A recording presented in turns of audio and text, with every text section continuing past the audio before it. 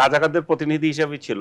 Doctor Yunus দেশটারে যেমন ঘোড়ার ডিম চালিয়েছে, ওই 9 মাস বা 8 মাসে যেটা করেছে সেটা ঘোড়ার ডিম হয়েছে। এবং আপনি নিশ্চয়ই অবগত আছেন, গতকাল এনসিপির আহ্বায়ক নাহিদ ইসলাম এই যে অন্তর্বর্তীকালীন সরকারের সময় জারি করা অধ্যাদেশগুলোর বেশ কয়েকটি যে বাতিল হচ্ছে, সে বিষয়ে অন্তর্বর্তী সরকারের উপদেষ্টাদের এবং প্রধান উপদেষ্টাকে রাজপথে নেমে বিক্ষোভ করার আহ্বান জানিয়েছেন। খুবই ভালো, আমি এটা খুবই সাপোর্ট করছি, আমি সঙ্গে সঙ্গে সাপোর্ট করেছি যে ডক্টর ইউনূস, আসিফ নজরুল এবং আরো যারা যারা এখানে আছে, বিশেষ করে আলী রিয়াজকে সহ, এরা রাস্তায় নামা উচিত। তাহলে মানুষকে বুঝাবে যে কি কি হেন জিনিস আমরা করে গিয়েছিলাম যারা এটা বাস্তবায়ন করছে না, এবং এটা যদি বাস্তবায়িত হয় দেশ কোথায় চলে যাবে, এগুলো বুঝানো উচিত।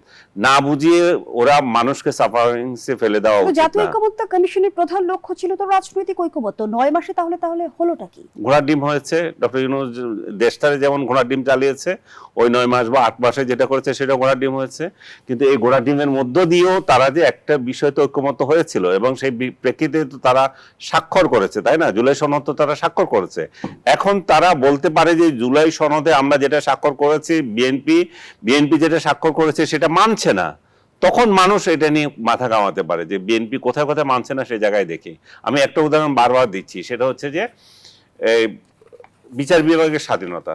দেখেন, বিচার বিভাগের স্বাধীনতা, বিশেষ করে নিম্ন আদালতের স্বাধীনতা সরকারের হাতে রয়ে গেছে বহু বছর থেকে। স্বাধীনতার পর থেকেই তারা নিজেদের মতো অ্যাক্ট করতে পারে না। বিশেষ বিশেষ ক্ষেত্রে তারা সরকারের ইশারায় তাদেরকে পরিচালিত হয়। ডক্টর ইউনূস কি সেটা পরিবর্তন করেছে? বরং আরো কত চরম খারাপ করা যায় বিচার বিভাগকে, সেই কাজটাই করেছে।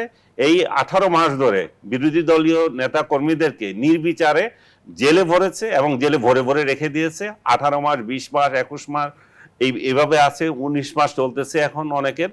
সেই লোকগুলোকে কোনো জামিন দিচ্ছে না, বিনা বিচারে আটকে আছে। এবং এক একটা মামলাতে 700-800 করে, এক একটা জুলাই হত্যা মামলা 700-800 করে লোককে আপনার আসামি করে রেখেছে, কিন্তু তাদের জামিন দিচ্ছে না। এবং বিচার বিভাগ যখন জামিন দিচ্ছে এই সমস্ত ভুয়া মামলাতে, আসিফ নজরুলের মতো বাটপার তখন আবার তাদেরকে শাসায় যে কি করে হচ্ছে, কি করে আপনারা জামিন দেন এদেরকে, স্বৈরাচারের দোষদেরকে, আমরা এগুলো দেখব। সেই সময় তাহলে আপনি যখন ক্ষমতায় থাকেন, আপনি বিচার বিভাগের স্বাধীনতা কি সেটা বুঝেন না। আমি শেষ করে দিচ্ছি, দুদক কি জিনিস আপনি সেটা বুঝেন না।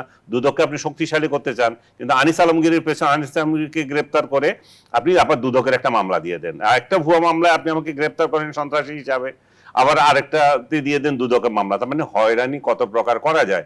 তো ইউনূস নিজে যেটা প্র্যাকটিস করে নাই, সেটা মানুষকে শিখাতে চাচ্ছে। ইউনূস নিজে যেখানে রাষ্ট্রপতিকে সম্মান করে নাই, এবং এখন বলছে রাষ্ট্রপতির প্রধানমন্ত্রীর সাথে তার যে ক্ষমতার ভারসাম্য মানবে, ভারসাম্য তো সে নিজেই বিশ্বাস করে না। সে যখন প্রধান উপদেষ্টা ছিল, তার মানে তো প্রধানমন্ত্রীর পদমর্যাদাতেই ছিল। সেই পদমর্যাদা থেকে সে 14 বার বিদেশ সফর করে, একদিন তার সাথে দেখা করে নাই। যে কতটা, এবং এই লোকটাকে রীতিমতো বন্দি করে রেখেছে। সো ইউনূস নিজে যত বাটপারি করেছে, সেই বাটপারিটা সে নিজে স্বীকার করে না।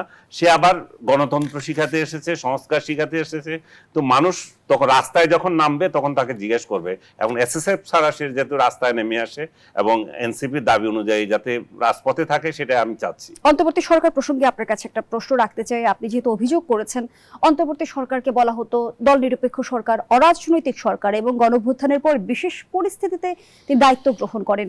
অন্তর্বর্তী সরকারের আসলে বিচার বিভাগে প্রভাব বিস্তার করা কিংবা কোনো রাজনৈতিক উদ্দেশ্য কেন থাকবে? কারণ তার এইমটাই তো ছিল যে দেশকে এগিয়ে নেওয়া না। তার প্রধান এইম হয়েছিল যে 24কে দিয়ে স্বাধীনতা বিরোধীদেরকে প্রতিস্থাপিত করা, 71-এর গ্লানি দূর করার জন্য, বাংলাদেশের ঐতিহ্য, ইতিহাস সবকিছু মুছে দেওয়া, বঙ্গবন্ধুকে ইতিহাস থেকে মুছে দেওয়া, আওয়ামী লীগ নামক একটা দল সেটাকে নিঃশেষ করে দেওয়া। এই সমস্ত ভিন্ডিকটিভ কার্যক্রম যখন সে করেছে, সেই প্রেক্ষিতে এটা হয়েছে, এবং তার এটা করতে হয়েছে। আমি তো উদাহরণ দিলাম। এই ভিন্ডিকটিভ কার্যক্রমের পেছনে বিশেষ কোনো কারণ বা এরকম কোনো বিষয় আছে? ইউনূস রাজাকারদের প্রতিনিধি হিসেবে ছিল, সে তাদের গডফাদার হিসেবে ছিল, সেজন্য করেছে এটা। অন্য কি কারণ আছে? অন্য কি কোনো তো কারণ দেখি না। আপনি 17 বছর আওয়ামী লীগ ক্ষমতায় ছিল, তারা যদি কোনো অপশাসন করে থাকে, তারা যদি বিনা ভোটের যে ইলেকশন করেছিল, সেগুলোর পরিপ্রেক্ষিতে তো ওই আন্দোলন হলো। যে আওয়ামী লীগ যেটা গণতন্ত্রের পথে অন্তরায় ছিল, আমরা গণতন্ত্র প্রতিষ্ঠা করব। তো গণতন্ত্র প্রতিষ্ঠা করতে গিয়ে আপনি কি করলেন? আপনি ভাই ভাই একটা ইলেকশন করলেন, আপনি বিএনপি আর জামাতের একটা ইলেকশন করলেন, জামাতের বি টিম সি টিম আর কতগুলোকে নিয়ে একটা ইলেকশন হলো। এই ইলেকশনে আপনি 7 কোটি 8 কোটি মানুষকে আপনি দূরে রেখেছেন রাজনীতি থেকে। তো আপনি এটা ইনক্লুসিভনেস তো কিছু আসলো না। নির্বাচন নিয়ে আরো প্রশ্ন আপনি আছে একটা জনাব আলী বিতর্কিত সালাম। এর নির্বাচন পরবর্তী করে- অংশে আমি আপনার কাছে আবারও এটাই ফিরছি। বলছি, আপনি একটা বিতর্কিত নির্বাচন করে জাতিকে কি জি, দিয়েছেন? আপনি ধন্যবাদ ঐক্যবদ্ধ জানাচ্ছি করতে এই পর্যায়ে। পারতেন, সেই জায়গায় আপনি ব্যর্থ। কারণ আপনার ভিন্ডিকটিভনেসের জন্য এবং আপনার নিজের লোভের জন্য। আপনি দেখেছেন, আপনাদের কালের কণ্ঠ রিপোর্ট করেছে কি হারে দেশের লুটপাট করেছে শেষ প্রধান উপদেষ্টার পোস্টে থেকে, মানে অসাংবিধানিক যেটা তার শপথ ভঙ্গ হয় সেই কার্যক্রমগুলো করেছে, লুটপাট করেছে, লুটপাটের রাজতন্ত্র করে জি, গেছে। ধন্যবাদ জানাচ্ছি জনাব আনিস আলম।